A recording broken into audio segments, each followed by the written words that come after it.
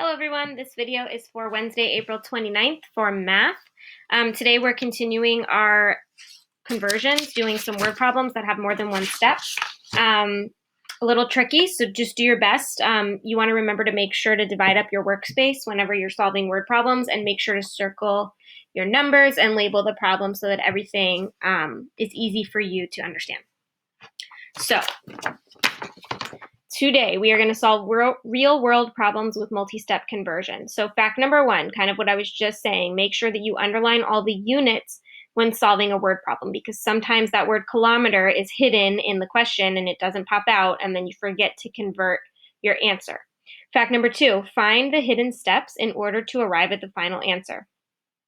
So for example, you may want to convert the unit before you calculate, or you might want to calculate before you convert.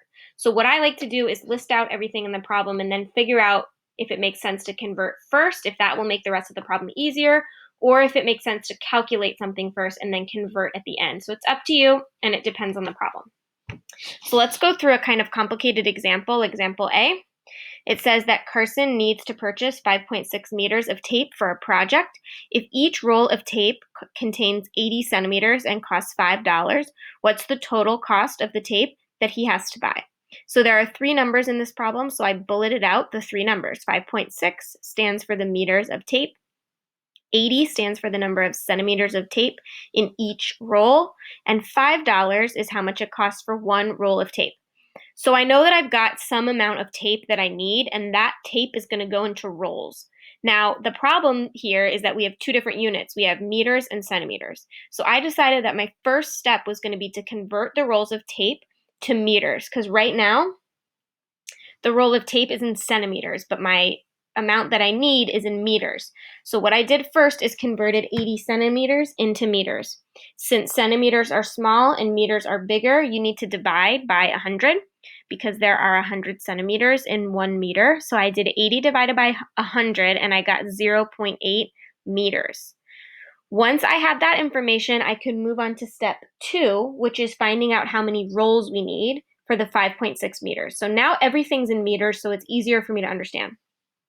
So I'm doing the total tape, which is 5.6, divided by 0.8 meters, which is going to be 5.6 divided by 0.8. Now remember, if there's a decimal in the divisor, you can move over the decimal point in both the dividend and the divisor in order to make the division work.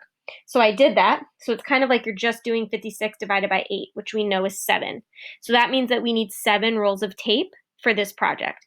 Now is the easy part, step 3, figuring that 7 rolls of tape, each at $5. 7 times 5 is going to be $35 is your final answer for how much it'll cost for all that tape. All right, example B. Another problem, this time it's using feet and inches. So Peter is 5.5 feet tall. He's going to grow 2/3 of a foot, and we want to know his new height in inches. So we have his height, 5.5 feet. We know that he grows 2/3 of a foot. So both of the amounts are in feet, and then we're going to change it to inches. So the first step is just to add the height together. I don't want to have to convert both measurements into inches, so I'm just going to add first. So 5.5 plus 2/3 is going to be 5 7/6, which regroups to 6 and 1/6. The reason I know that is because I need a common denominator of 6 in order to do that addition. So 6 1/6 is the total height of Peter. So he's pretty tall. He's over 6 feet tall. I need to convert that into inches. So in order to do that, I know that 1 foot has 12 inches. So since we're going from a big unit to a small unit, that means we need to multiply by 12. So 6 1/6 times 12, I had to turn it into an improper fraction and multiply. Gives me 444 over 6, which when you actually do that division gives you 74 inches. And that makes sense to me because I know that 6 feet is 72 inches. So he's just a little fraction above 6 feet tall. So 74 inches.